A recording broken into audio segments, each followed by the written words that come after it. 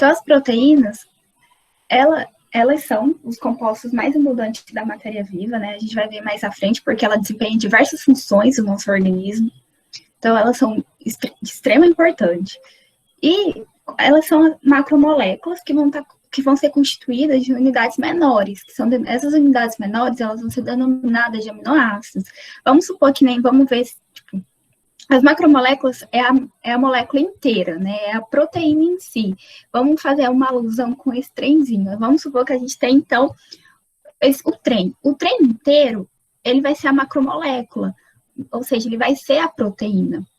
E cada vagãozinho dele vai ser essas unidades menores que vão estar se juntando, né? Vão estar se unindo para formar proteína. Então, essas moléculazinhas, que é cada vagãozinho do trem, elas são os aminoácidos.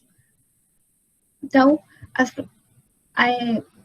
elas são, né, como eu já falei, elas são os compostos mais abundantes da matéria viva, porque elas desempenham, então, diversas funções no nosso corpo. Pode passar, Érica. E uma dessas funções, então, que ela representa, são as funções estruturais, que, então, ela vai estar participando da formação, então, do colágeno do nosso corpo, né, que o colágeno ele vai estar sendo responsável por sustentar as células do nosso corpo, mantendo elas unidas. Eu acho que muitos de vocês já devem ter até escutado, nossa, a minha pele está ficando flácida, né? Tem que tomar colágeno, né? Então é para isso, porque ele vai estar unindo as células. Ela vai estar compondo também, então, a queratina. Então, a queratina ela vai estar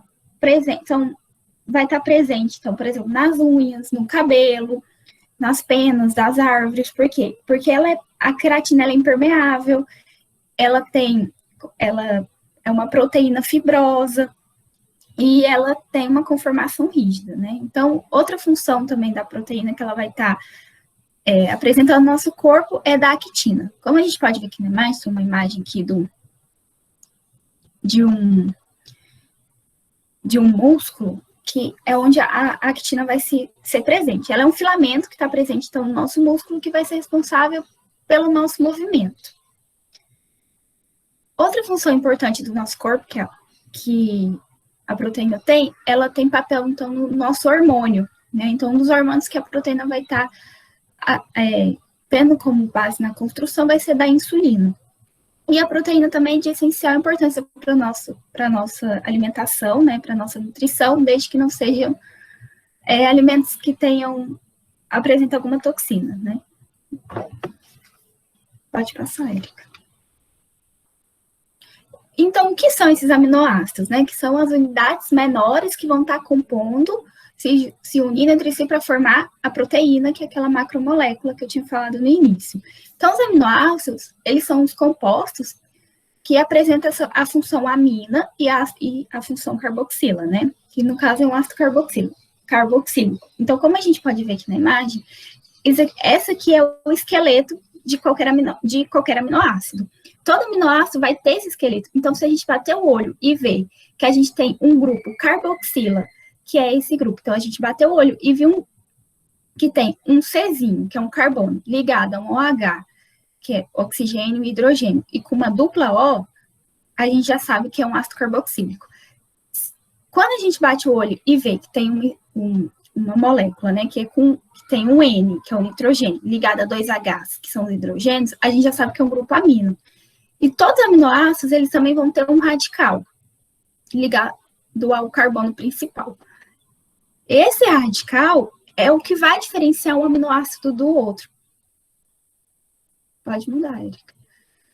Aí aqui tem alguns exemplos de alguns aminoácidos. Então, aqui, por exemplo, a gente tem a glicina, que tem aqui, então, um carbono, que está ligado principal, que sempre vai estar ligado a uma amina, né? Como a gente viu, a amina é sempre o que vai ter um N, um H, um H2. E o ácido carboxílico é sempre o que vai ter um carbono ligado a um OH e uma dupla O.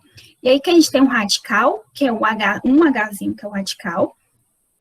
Já a serina, então, a gente tem aqui, novamente, né, a amina e o ácido carboxílico, que é o que vai estar caracterizando um aminoácido. E aqui a gente tem um outro radical, né, que é esse Czinho ligado a dois Hs e um OH, E esse radical, então, ele é diferente do radical encontrado na glicina. Então, aí a gente vê que o que está diferindo, então, a glicina e a serina, por exemplo, é o radical. Pode passar. E esses aminoácidos, então, eles vão estar se ligando um ao outro por uma ligação chamada peptídica. Então, essa ligação, ela vai ser promovida como? Então, eu vou ter a presença de um aminoácido, né? E eu vou ter um outro aminoácido. Esses aminoácidos eles vão se unir pelos seus grupos característicos. Então, vai estar se ligando, né? Com um grupo carboxila de um aminoácido, se ligando a um grupo de amina do outro aminoácido. Aí vai formar essa ligaçãozinha aqui que está destacada em azul, que é a ligação peptídica.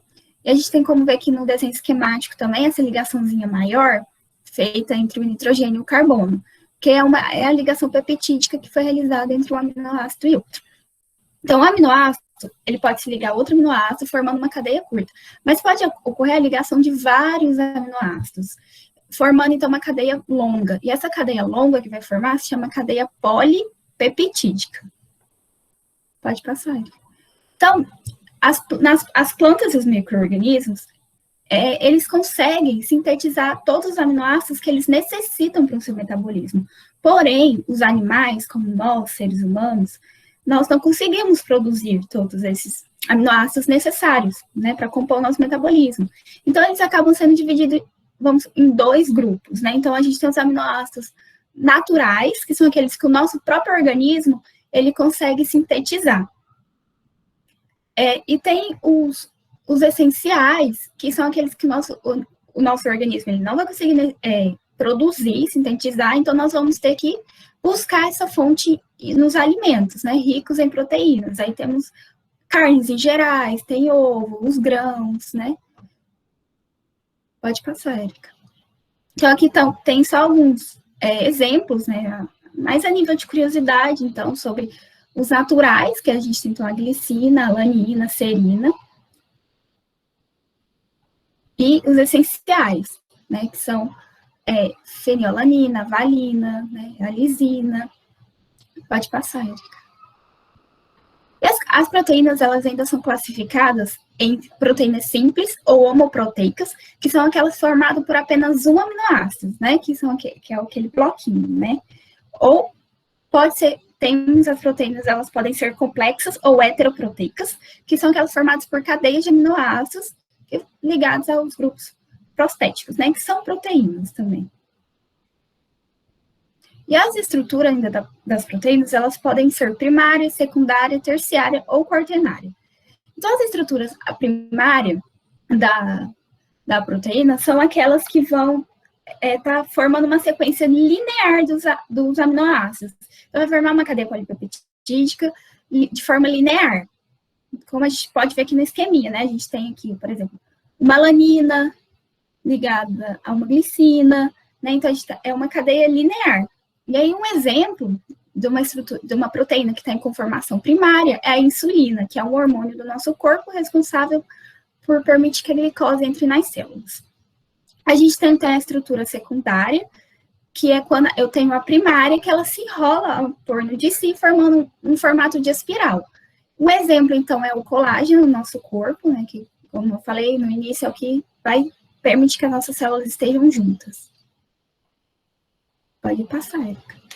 A terciária, então, é quando eu pego a proteína secundária e vou começar a enrolar ela nela mesma. Aí vai formar esse bolinho, né, de proteínas. Um exemplo dela, então, a gente encontra na mioglobina, no nosso sangue, que são as proteínas responsáveis por estar transportando o oxigênio. Pode passar, Erika. A gente, então, tem a quaternária, que é quando eu pego a união de várias estruturas terciárias. A proteína quaternária, ela pode ser chamada de proteína globular. Então, proteína globular é sinônimo de proteína quaternária. A gente encontra, então, na hemoglobina, no nosso sangue, né, que são as proteínas que vão estar existentes no interior das nossas hemácias. Então, aqui é só para, né, um esquema geral para mostrar a estrutura primária, que se enrolou em torno de si mesmo, formando essa estrutura secundária, que lembra um cacho do cabelo, que se enrolou em torno de si mesmo, formando a terciária, e a quaternária, que é a união de 4 estruturas terciárias. Pode passar. Então, alimentos ricos em proteínas, a gente tem as carnes em gerais, né, como eu acho que foi a Júlia que falou no início, presente no ovo, no queijo, no leite, tem em grãos. Pode passar, Erika. Então, aqui a gente tem de forma geral e de uma forma de revisão, as funções das proteínas, porque elas são importantíssimas para o nosso organismo. Então, como a gente falou, né, as proteínas elas vão ter função estrutural no nosso corpo, então elas vão estar presentes no colágeno, que vai ser responsável pela permitir a união das nossas células no nosso corpo, então elas estão presentes, né, por exemplo, nos ossos, na pele, nas cartilagens. As proteínas, então, também vão estar compondo a queratina, né, que é uma proteína fibrosa, e ela vai estar presente, por exemplo, nos nossos cabelos. Tem a actina também, as proteínas vão estar presentes na actina, que é um filamento que vai estar compondo os nossos músculos, e isso vai permitir que a gente tenha movimentos, realize as contrações musculares. Então, as proteínas elas vão ter as funções hormonais, como, por exemplo, né, a insulina. Outro exemplo de hormônio são os hormônios do crescimento também, tem ação proteica. Então, outro exemplo, outra função, né, que a proteína exerce é de nutrição, porque as proteínas estão presentes em quase todos os nutrientes que nós nos alimentamos, por exemplo, as carnes em gerais. Outra função importante, então, da proteína é a função de transporte, porque muitas proteínas, elas vão estar agindo, então, elas têm ações transportadoras dos nutrientes no nosso organismo. E um exemplo é a hemoglobina, porque ela vai estar transportando o oxigênio no nosso corpo. A coagulação sanguínea também é de extrema importância, é uma função que depende das proteínas. E a gente tem como exemplo, então, a protrombina e o fibrinogênio, que são proteínas responsáveis pela coagulação sanguínea e elas são produzidas pelo fígado. Então, outra função importante que as proteínas desempenham são a função de catalisadora.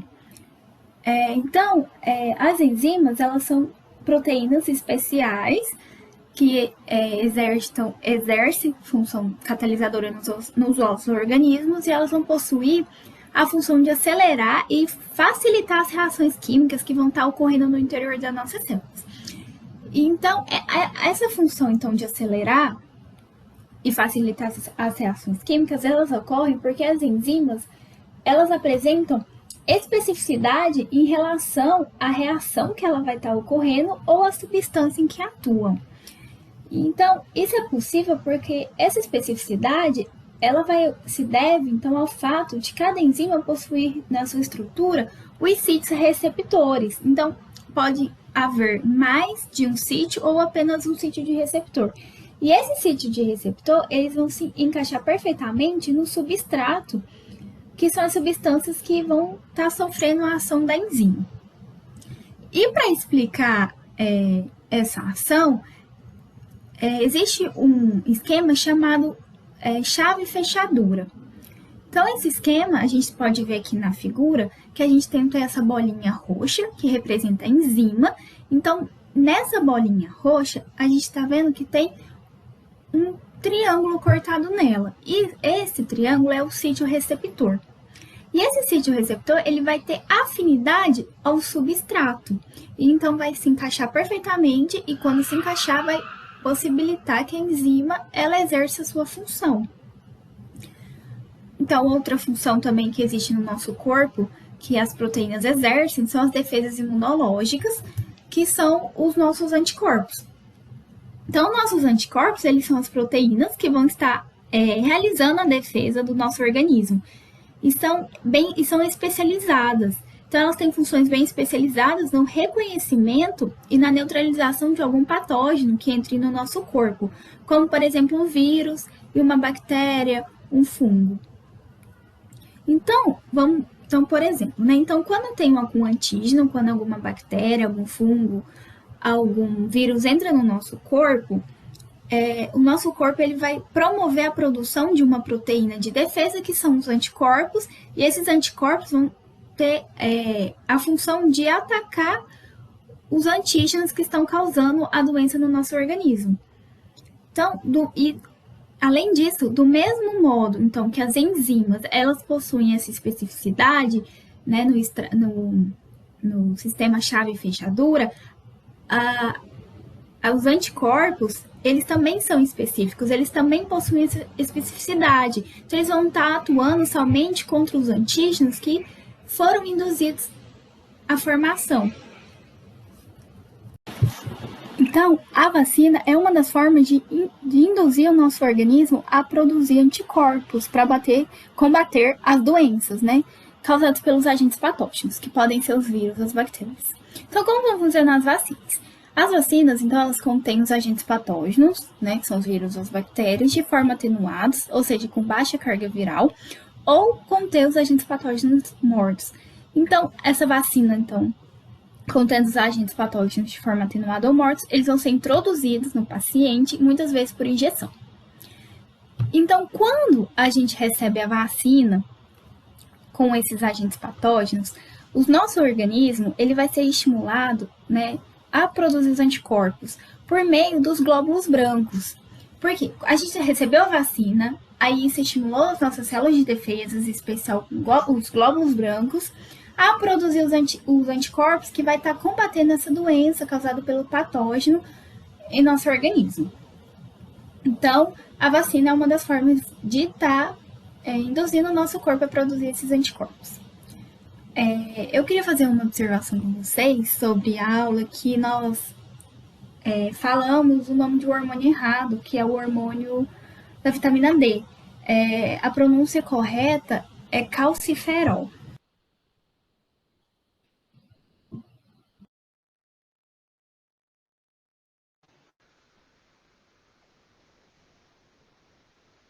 Então, as vitaminas. As vitaminas, elas também são compostos orgânicos, mas elas são necessárias em pequenas quantidades. Nós vimos também ali, anteriormente, sobre as proteínas, vimos na aula passada sobre sais minerais. Qual que é a diferença de uma vitamina para um sais minerais também, que eles são necessários em pequenas quantidades? As vitaminas, elas são compostos orgânicos e os sais minerais são compostos inorgânicos. Nós também não produzimos as vitaminas, assim, em geral, nós não produzimos as vitaminas. Mas aí também tem a vitamina D que nós produzimos através da pele, pela pele, e as vitaminas, elas não são digeridas. Como assim? Quando a gente ingere um alimento com a vitamina, ele vai ser absorvido no nosso intestino por difusão. Então, não precisa quebrar a vitamina em moléculas menores para nós conseguirmos absorver. Nós comemos uma vitamina D, a gente já absorve ela direto. As vitaminas, elas têm função de regulação e também função estrutural. Regulação sendo cofatores enzimáticos. Cofatores enzimáticos, eles são, por exemplo, assim. Imagina que a gente tem uma porta e essa porta tem um miolo. Para abrir a porta, essa enzima ela vai precisar que a vitamina ligue lá naquele miolo. E assim, a enzima vai conseguir abrir a porta na maçaneta. E ela tem função estrutural na formação de hormônios. Por exemplo, a vitamina D, ela atua para a formação do calciferol, deixa eu ver aqui o nome para não falar errado. Um calciferol, que vai ter absorção para ter absorção de cálcio no nosso corpo.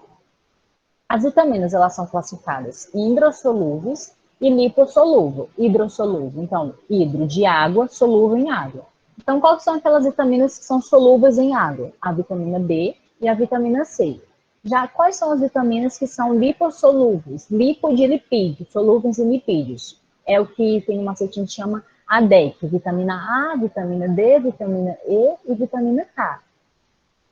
Então, o nosso corpo, ele precisa dessas vitaminas, e a falta de vitaminas é chamada de avitaminose, que vai causar cegueira noturna, no caso da falta de vitamina A, raquitismo na falta de vitamina D, na falta de vitamina E, causa esterilidade, na vitamina K, ela vai ter deficiência na coagulação sanguínea. Agora, já uma hipervitaminose, quando eu tenho um excesso de vitaminas no meu corpo, vai causar uma hipervitaminose. E isso pode desencadear um aumento da coagulação sanguínea, doenças cardiovasculares, e aqui fazendo contraste com com a vitamina A, que causa cegueira noturna em pouca quantidade, em excesso ela vai causar problemas de visão. As vitaminas hidrossolúveis, elas são necessárias em maior quantidade. Por quê? Porque como elas são hidrossolúveis, elas são facilmente eliminadas no nosso organismo pela urina, elas são excretadas pela urina. Então, por isso que todo dia a gente precisa ingerir uma quantidade maior de vitaminas hidrossolúveis, que são a B e a C, em comparação com as vitaminas lipossolúveis, que é a D, a E e a K. Aqui, ó, são 70 microgramas de vitamina K, enquanto da vitamina C eu preciso de 45 miligramas. Então, as vitaminas lipossolúveis, elas conseguem ficar um tempo maior no nosso corpo em comparação com as vitaminas hidrossolúveis que são eliminadas pela urina. Aqui, umas recomendações nutricionais de vitamina A. Só fazer uma comparação entre mulheres, crianças e lactantes. A vitamina A precisa da ingestão de 0,4 por dia, enquanto a vitamina D precisa de 5 microgramas por dia. Aqui é uma vitamina...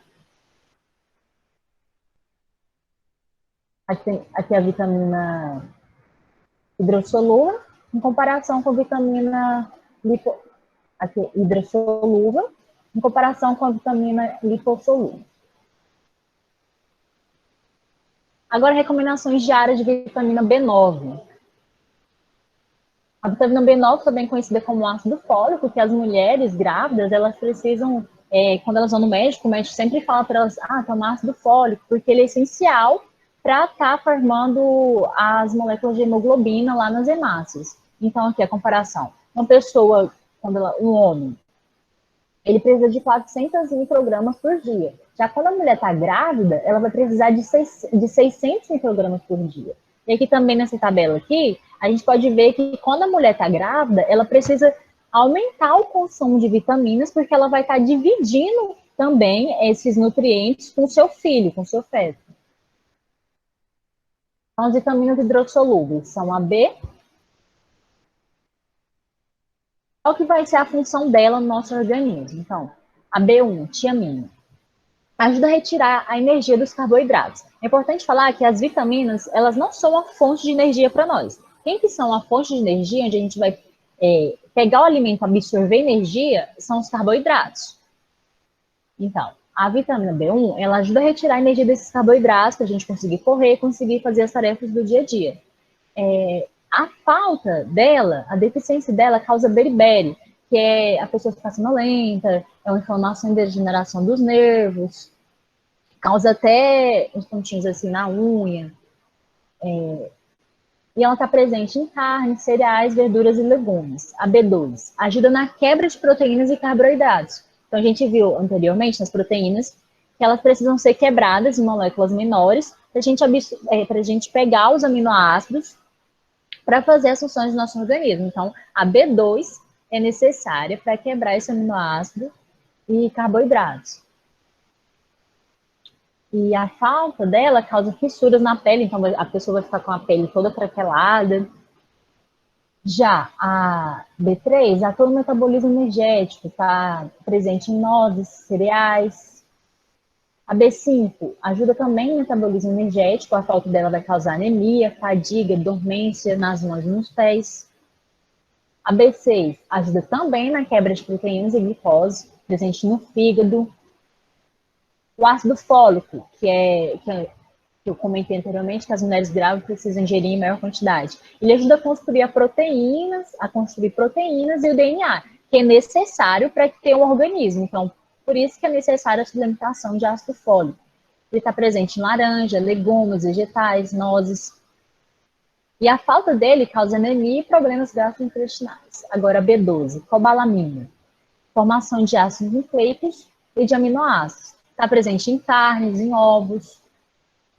A falta de B12, ela causa uma anemia perniciosa, que as hemácias, elas começam a se desenvolver com formatos deformados. Ou a hemácia fica muito grande ou ela fica muito pequena. Isso dificulta para para levar o oxigênio para as células. Então, causa uma anemia, causa deficiência na pessoa. A vitamina... Agora, a vitamina A, falando já das lipossolúveis, que é a DEC. O retinol ele é muito importante na nossa visão. Então, para nós enxergarmos, nós temos a retina, e lá dentro dessa retina, por exemplo, agora está claro. Para a gente ter essa percepção de claro, tem os bastonetes que ficam lá na nossa retina, que ele vai diferenciar, tá claro, tá escuro quando tá de noite. Então, quando a pessoa ela tem a deficiência de vitamina A, vai causar uma cegueira noturna. Ela não vai ficar cega, não é cega, ela vai conseguir enxergar, mas ela não vai conseguir diferenciar o claro do escuro. Por exemplo, tá escuro agora. Então, ela causa essa cegueira noturna. Agora, a vitamina D é o calciferol. Então, a vitamina D, por isso que para ter absorção de cálcio e de ferro, nós precisamos da vitamina D. E essa vitamina D, ela é absorvida na nossa pele quando nós vamos para o sol. Então, um solzinho de 8 horas, 7 horas, então nós temos que ir lá para o sol para vir a radiação, incidir na nossa pele, e assim a gente começar a produzir vitamina D. Então, é uma vitamina que nosso organismo produz. E essa vitamina D, ela vai formar ainda o calciferol, que ele vai ajudar na absorção de cálcio e fósforo. Então, se eu como muito cálcio, bebo muito leite, que são sais minerais, o cálcio e o fósforo. Mas aí, eu não consigo absorver esse cálcio, não vai adiantar de nada. É que você vai eliminar ele. Então, por isso que nós precisamos de vitamina D. A gente tem que tomar um leitinho e tem que ir lá para o sol para estar produzindo a vitamina D. Mas também a vitamina D, ela está presente na gema de ovos, vegetais e vegetais ricos em óleo. Então, imagina, se o cálcio ele é necessário para o fortalecimento dos ossos, então uma pessoa que tem deficiência de vitamina D, ela vai ter o quê? Raquitismo. O osso dela vai ficar fraco, vai ter malformação óssea. Whey, tocoferol. Previne problemas nas membranas celulares. Possível anemia e esterilidade. Está presente em óleos vegetais e em outras sementes. Agora, a vitamina K. Ele é um importante fator para a coagulação sanguínea. Então, coagulação sanguínea. O que é coagulação sanguínea? Quando a gente sofre um machucado, as nossas células, para ela, vamos dizer assim, para não ir tudo para fora, para a gente não começar a sangrar muito, perder muito sangue, o sangue ele precisa coagular, que é juntar. As células se juntam para impedir, como se fosse um tampão, para esse sangue não extravasar. Então, a vitamina K ela é importante para a coagulação sanguínea. Se uma pessoa tem falta de vitamina K, ela vai ter o quê? Hemorragia, ela começa a sangrar excessivamente. Porque não vai ter as plaquetas. Gente que vai estar presente aqui, simplificando, onde vai estar presente as vitaminas. A vitamina B1 vai estar na berinjela, a vitamina C em abacaxi, laranja, caju, pitanga, a vitamina D no sol, também carne, salmão, a vitamina E em bananas, nozes, a vitamina A em cenoura, milho, nos ovos, no leite. Então, é isso. Nós precisamos ter uma dieta balanceada para estar conseguindo ingerir todas essas vitaminas. Então, não precisa num dia você comer todos os elementos. Um dia você come um, no outro dia você come outro, para ter uma dieta balanceada e não causar uma avitaminose no nosso organismo.